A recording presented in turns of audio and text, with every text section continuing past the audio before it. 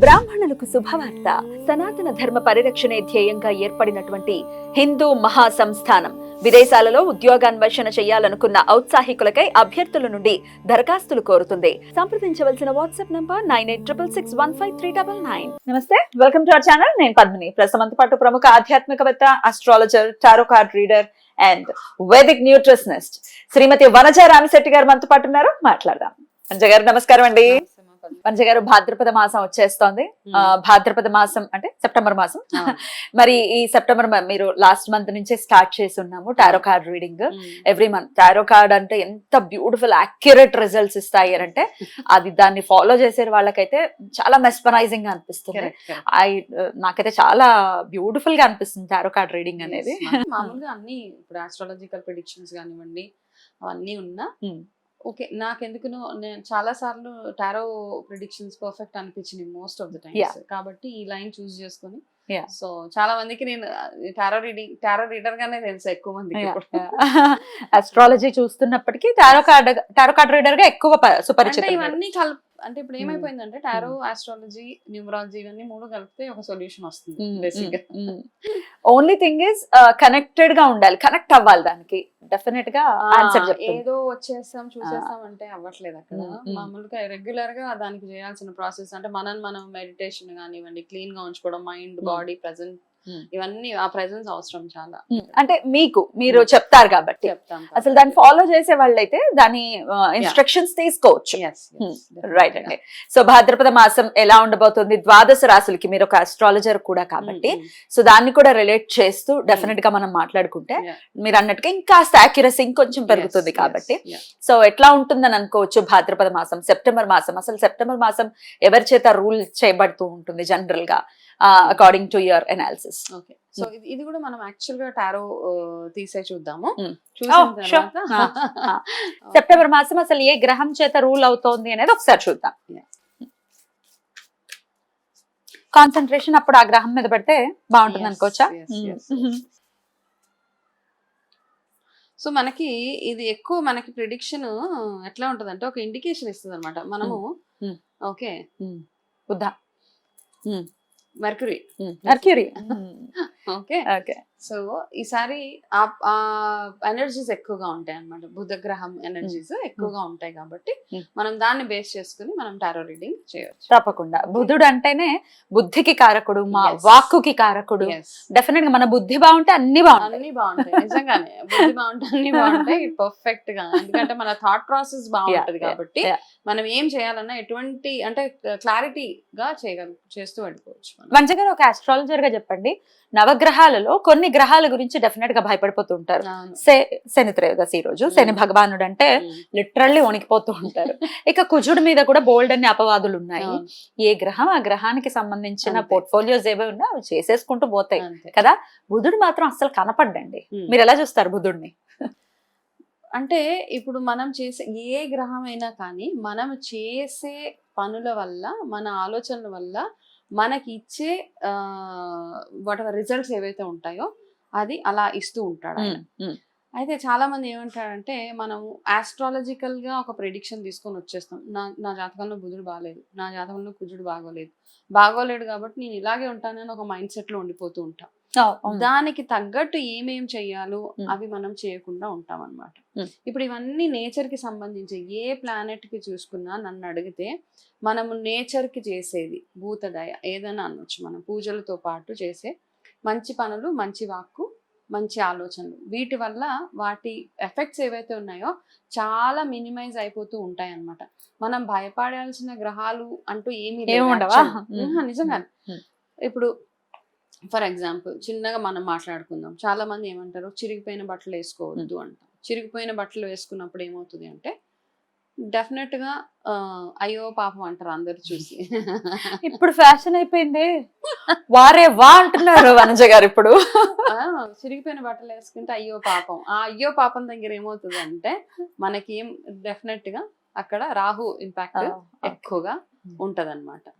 Same thing మనం చాలా మందిని చూస్తూ ఉంటే మామూలుగా డ్రైవింగ్ చేసేటప్పుడు కూడా నార్మల్గా ఎవరు డ్రైవింగ్ వాళ్ళు చేసుకుంటూ ఉంటారు. డ్రైవింగ్ చేసినప్పుడు ఎవరన్నా మీకు అడ్డొచ్చారు, వాళ్ళకి వినబడదు మనం అనేది. కాకపోతే అక్కడ 2-3 బూతులు తిడతాం మనం. వీడు అడ్డొచ్చాడు, వాడు అడ్డొచ్చాడని.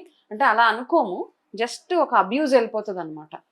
తెలిసి తిడుతూ ఉంటారు. సో డ్రైవింగ్ అనే కాదు, నార్మల్‌గా కూడా వాడుక భాష ఏదైతే ఉంటదో జనరల్‌గా చిన్న విషయానికి, పెద్ద విషయానికి మనం అనే ఒక్కొక్క మాట ఏదైతే వాడతామో అవతల వాళ్ళని ఇట్లాగా బాధ పెట్టేలాంటి మాటలు చాలా ఏదైతే పోక్ అంటామో, చేస్తుంది. అట్లా అన్నప్పుడు ఏంటంటే జనరల్‌గా అంటే ఈ మధ్య ఇప్పుడు అవన్నీ నేను మాట్లాడలేను. సడన్‌గా ఒకళ్ళ మనసు హర్ట్ చేసేలాంటి మాటలు అనేస్తున్నప్పుడు అట్లా ఉన్నప్పుడు ఏమవుతుందంటే మీ గ్రహాలు ఎంత బాగా అన్నా ఉండనివ్వండి, దానికి మంచి రిలేటెడ్ రిజల్ట్స్ గా మీకు మైనస్ పాయింట్స్ అయిపోతూనే ఉంటాయి.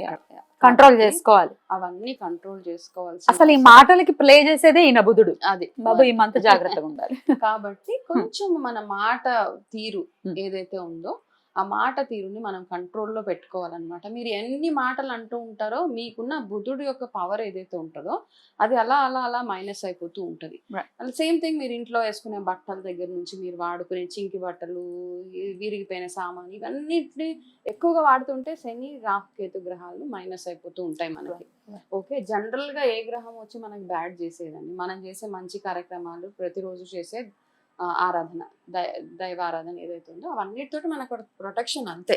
కాకపోతే మీరు ఎక్కువగా ఆలోచించేస్తూ ఉంటారు, నాకు బాగోలేదు. నార్మల్గా ఇప్పుడు మన దగ్గరికి ఎవరైనా రీడింగ్కో దేనికో వచ్చినప్పుడు సగం రీసెర్చ్ వాళ్ళు చేసేస్తుంటారు, నాకు ఈ గ్రహం బాగాలేదండి, నాకు ఇది అయిపోతుందండి. ఇట్స్ ఓకే, అంత భయపడాలి. మరి సింహరాశి వారికి ఎలా ఉండిపోతుందండి ఈ సెప్టెంబర్ మాసం, భాద్రపద మాసం?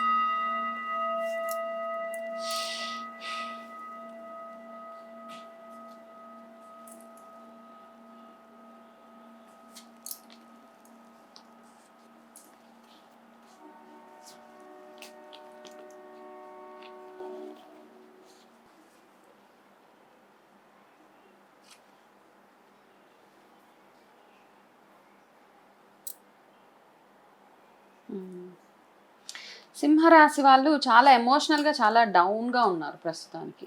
ఓకే, సో ఎందుకంటే వాళ్ళ మైండ్లో రకరకాల ఆలోచనలు, ఒకటి కాదనమాట. నేను తప్పు చేశానా, నేను చేసేది కరెక్టా కాదా, తప్పు, ప్రతి ఒక్క పని వెనకాల మీకు 2 రకాల ఆలోచనలు, ఇది రైటా రాంగా, ఇలా అనుకుంటూ మీరు ఏ పని చేయలేకపోతున్నారు ప్రస్తుతానికి. ఎంత స్టాగ్నెంట్గా ఉంటుంది కదా, ఎటు కదలలేని పరిస్థితిలో ప్రస్తుతానికి ఉన్నారు, ప్రస్తుత పరిస్థితులు. అయితే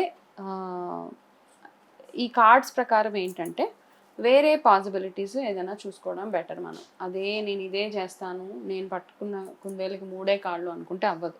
ఇంకా అక్కడి నుంచి వెళ్ళిపోండి, కాస్త మూవ్ అయిపోండి ముందుకి. అలా అయినప్పుడే మీకు కాస్త పాసిబిలిటీస్ ఉండి కొత్త ఆపర్చునిటీస్ వచ్చే అవకాశాలు ఉన్నాయి. అలా చేసినప్పుడు మీరు ప్రస్తుతం ఎక్కడైతే ఆగిపోయి ఉన్నారో ఆ బండిని కొంచెం ముందుకి కదిపితే కానీ, అంటే డిఫరెంట్ డైరెక్షన్ తీసుకోండి, వేరే రకంగా ఆలోచించి వేరే మనుషుల ద్వారా కొంచెం సజెషన్స్, గైడెన్స్ తీసుకొని కనుక మీరు పని మొదలు పెడితే మంచి మ్యాజిక్ మీ లైఫ్లో జరుగుతుంది. అండ్ చాలాసార్లు మనకి అంటాం కదా, నాకు ఏమవుతుందో నాకే అర్థం కావట్లేదు అన్న ఫీలింగ్ ఉంటుంది కదా. అంటే మనకి దేనికి ఏడుపు వస్తుందో మనకు తెలియదు, దేనికి బాధ వేస్తుందో తెలియదు. కాబట్టి అలా ఎందుకు తెలియకుండా ఉంటుందంటే మన కోసం మనం టైం ఇవ్వకుండా ఉన్నప్పుడు అట్లా అవుతూ ఉంటుంది అనమాట. అంటే నాకు ఒక ఎమోషన్ ఉంటుంది, ఆ ఎమోషన్ దేనికి వస్తుంది, మా అమ్మ తిట్టినందుకు వస్తుందా, మా నాన్న తిట్టినందుకు వస్తుందా, నేను లైఫ్లో సక్సెస్ఫుల్గా లేనందుకు వస్తుందా, లేకపోతే నేను ఫైనాన్షియల్ ఇబ్బంది వల్ల వస్తుందా, రిలేషన్షిప్స్లో వస్తుందా అని చాలా. కానీ మోస్ట్లీ ఈ కార్డ్ ఇండికేషన్ ఏంటంటే రిలేషన్షిప్ ఇష్యూస్ చూపిస్తుంది అనమాట. కాబట్టి ఆ రిలేషన్షిప్ ఇష్యూస్ రాకుండా కాస్త కేర్ఫుల్గా ఉంటే, అంటే మాట అనేటప్పుడు కాస్త భార్యాభర్తల మధ్యలో ఒకరు గట్టిగా ఉన్నా ఒకరు కాస్త తగ్గి ఉండడం చాలా చాలా బెటర్ అని ఈ మంత్లో ఈ పాసిబిలిటీస్ మీకు ఎక్కువగా ఉన్నాయి. ఇలా ఇద్దరి మధ్యలో కాస్త గొడవలు అయ్యే ఛాన్సెస్, కాబట్టి కొంచెం కేర్ఫుల్గా ఉంటే సరిపోతుంది. Okay, beautiful. అలాగే ఇలాగ భార్యాభర్తలు గొడవలు అయినప్పుడు మనం ఎక్కువ చాలామంది ఎవరైనా వస్తే ఏమంటామంటే మీరు శివపార్వతుల ఆరాధన చేయమంటూ ఉంటాం. సో మీకు తగ్గట్టే మీ కార్డు కూడా అర్ధనారీశ్వరుడు కార్డు కాబట్టి ఇద్దరికి కలిపి మీరు ఆరాధన చేసుకోవడం చాలా చాలా మంచిదన్నమాట. అంటే ఎలాగ చేయొచ్చు ఆరాధన అంటాం, ప్రతిరోజు దీపారాధన ఎలాగో చేస్తాం, శివాష్టోత్రము, లలిత సహస్రనామం వీలైతే చదవండి. లేదు అంటే కనుక అట్లీస్ట్ ఖడ్గమాల అన్నా చదువుకొని శుక్రవారాలు వీలైతే ఈ మంత్ మొత్తము, ఎందుకంటే ఈ మంత్లోనే కాబట్టి మీకు కాస్త ఇలాంటి ఇబ్బందులు వస్తాయి కాబట్టి కుంకుమార్చన చేయించుకుంటే, ఏదైనా అమ్మవారి టెంపుల్కి వెళ్ళి కుంకుమార్చన చేయించుకొని, మగవాళ్ళు అయితే కనుక సోమవారం శివారాధన చేసుకుంటే సరిపోతుంది. బ్యూటిఫుల్ అండి. అయితే మనసులో కోరుకోండి, అది అవుతుందో లేదో, ఏం డైరెక్షన్ ఇస్తుందో గణేష్ కార్డ్స్తో తెలుసుకుందాం. ఏమి వరి అవ్వదు, మీరు అనుకున్నవి చక్కగా అవుతాయి. ఓకే, కాకపోతే అట్లీస్ట్ ఒక 180 days టైం, అంటే almost I think 6 months. 6 months. కాబట్టి అప్పటిదాకా కాస్త పేషెన్స్, కాస్త ఓపిక అవసరం. దాని తర్వాత మీరు అనుకున్నట్టు అన్ని కార్డ్స్ అలాగే ఉన్నాయి కదా, కాస్త ఓపిక అవసరము. మీ డైరెక్షన్ చేంజ్ చేయమని చెప్పింది, ఆ చేంజ్ ఆఫ్ డైరెక్షన్కి కాస్త టైం పట్టవచ్చు.